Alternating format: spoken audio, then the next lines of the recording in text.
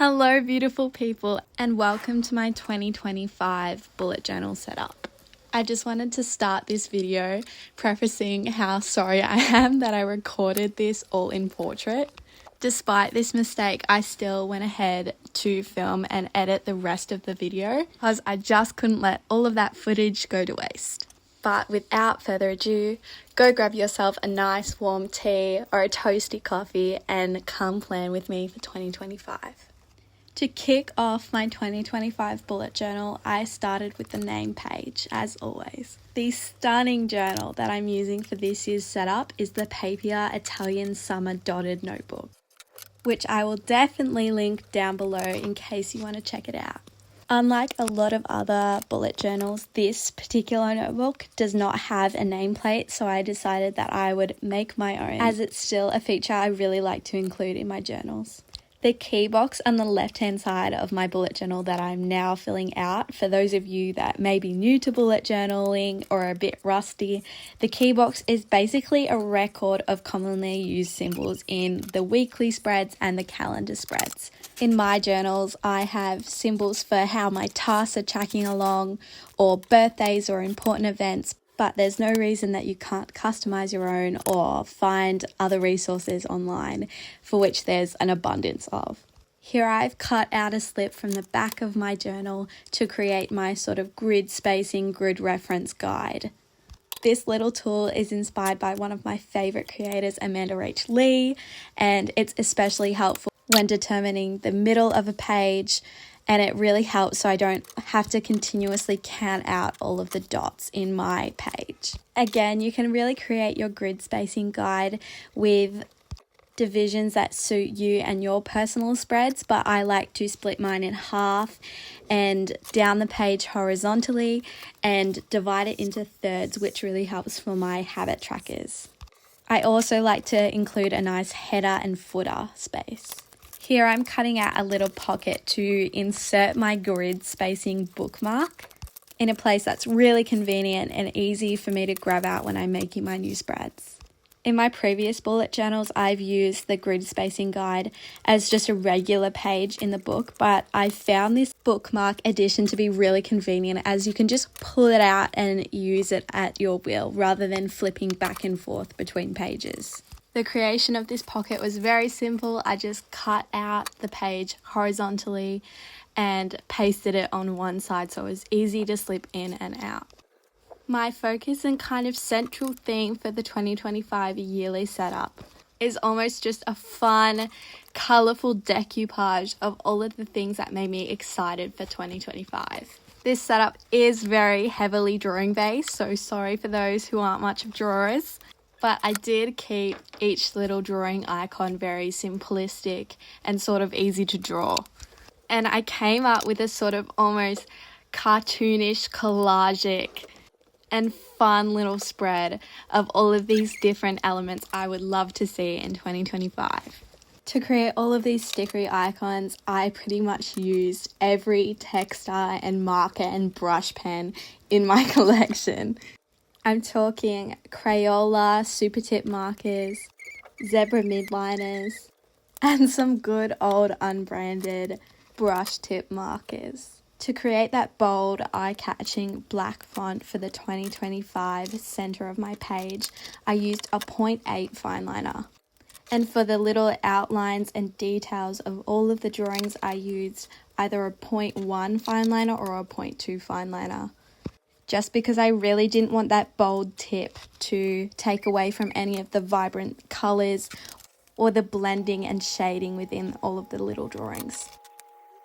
Like I mentioned, I pretty much added anything on this page that made me feel excited and made the new year feel really vibrant to me. So I'm talking food, drink, there's some floral appearances and seashells, games, pretty much just a Pinterest style collection of life. Of course, when I was drawing, I made tons of mistakes in like the shading and not coloring in the lines. So I just used a little whiteout pen and I had a white marker on hand that I used to just lighten up areas that I made too dark. before fixing any discoloration with the same marker, like the pink marker I was using for the flower. So as I continue to fill this page with little drawing icons that make me happy, I encourage you all to do the same and don't be afraid of your mistakes.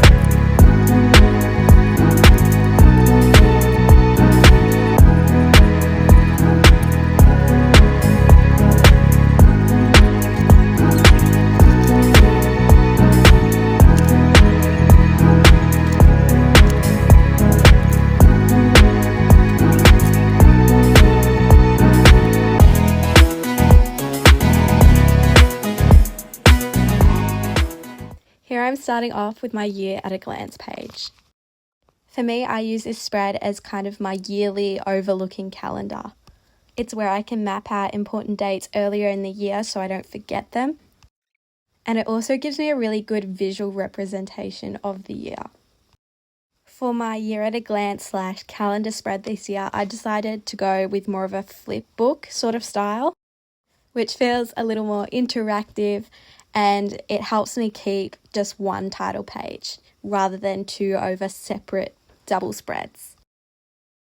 So after filling my title with all of the cute little icons, I used my handy dandy grid reference that we made at the start of the video to help me section out kind of the header and title bit of the page from where I was to cut out and create the flip book. In hindsight, it would have been a much better idea to cut out this page first and then written the title rather than glue it down as you see me doing here. Next, you see me grab out my handy dandy ruler and my trusted grey lead pencil, and I mark out 3 columns for each month of the year on each separate page, which adds up to the 12 months of the year.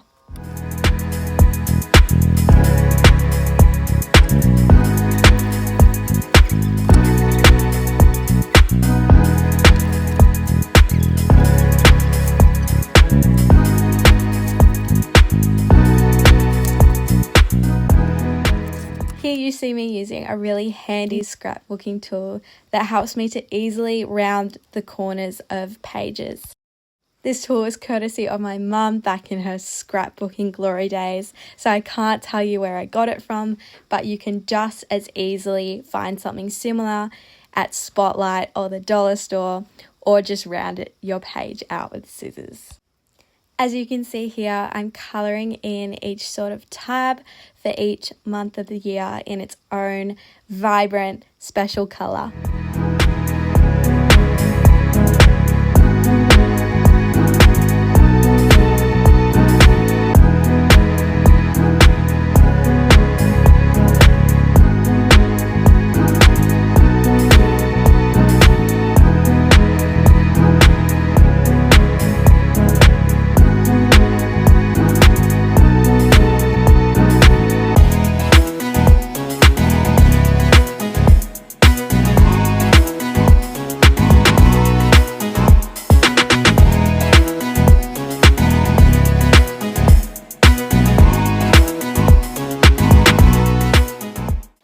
Using cursive lettering stamps and an ink pad from Kmart, I'm lettering out each month of the year with black ink.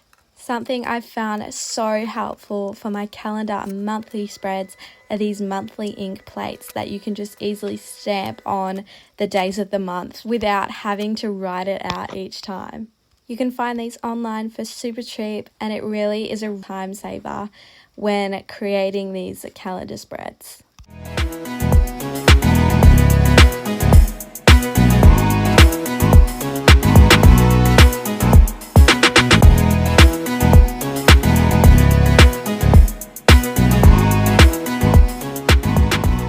Next up is my goal spread. I love including this page, especially starting the new year. I really love to have clear goals that I can look forward to and work towards. So I've divided this page into 6 boxes of slightly different portions where I can flesh out all of my goals in areas of social, emotional, and physical well-being. Despite the myriad of colours used in my little drawing icons, I really denoted a juicy orange and a vibrant pink as my main theme colours for the spreads. By doing this, it really helped this setup to maintain a kind of cohesive look that flows with the rest of the setup and kind of ties it together in a central colour palette. So here I'm titling my goal sections in terms of study, personal, health, social, financial, and emotional goals.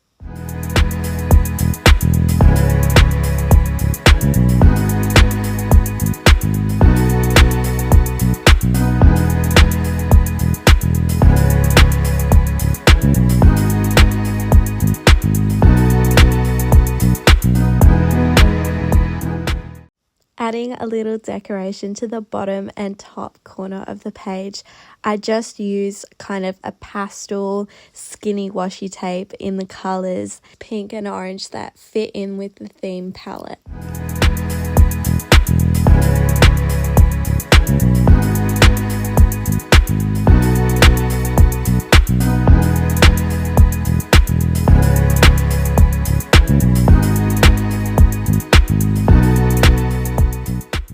This year, for the first time in my bullet journaling history, I decided to include a vision board page. This page was comprised of basically a Pinterest board I created for 2025, including images that inspired me and motivated me. To get all of the images together, I took a screen snip of it and pasted it on a Word document where I was able to easily print it out on my home printer. I then just cut it out and rounded the edges using my handy dandy cutting tool. I then arranged each image to resemble the Pinterest feed itself, with small gaps in between each one of the pictures. After finding a layout I was thoroughly happy with, I then set out to glue each little photo down.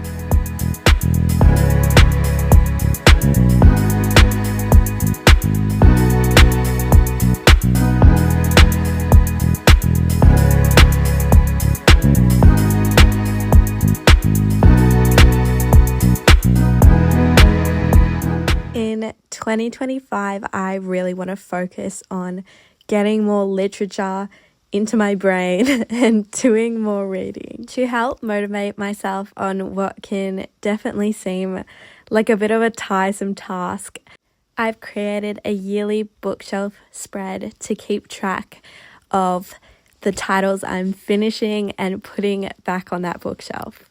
I went for a pretty obvious design for this one as a bookshelf itself. Here I'm mapping out each one of the wooden shelves.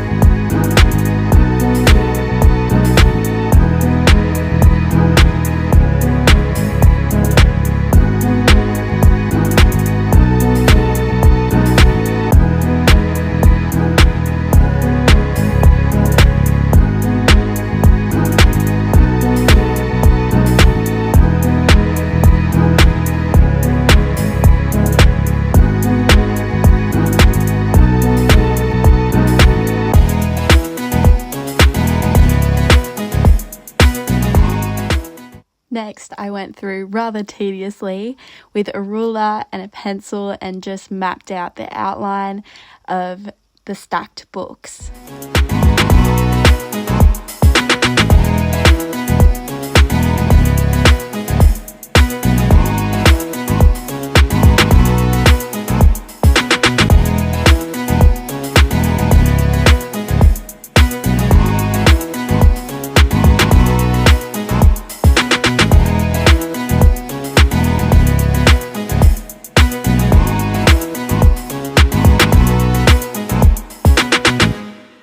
As you can see, I added a couple little pot plants and a pop of colour to take up some space because I'm not going to push myself to read that many books in a year because I know they will just be empty and I want to set myself achievable goals.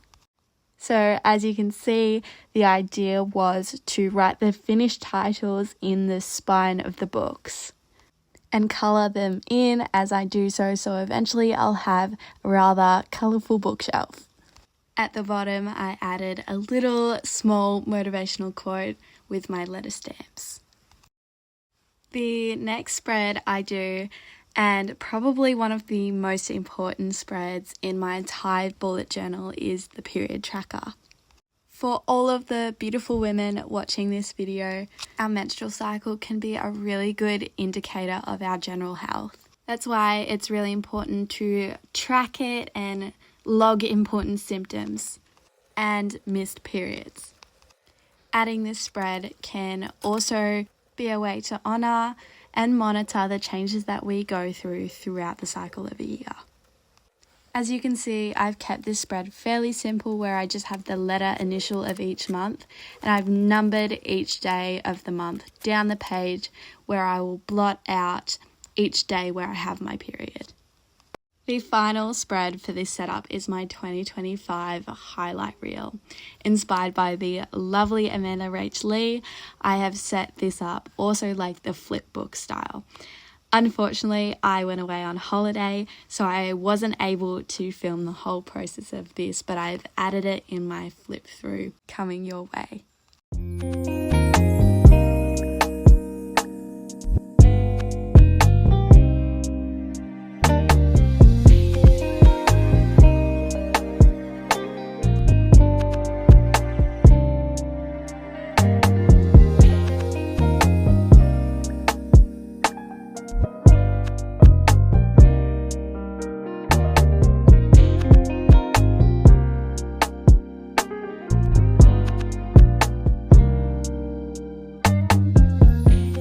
Thank you so much, beautiful people, for joining me on my 2025 bullet journal with me.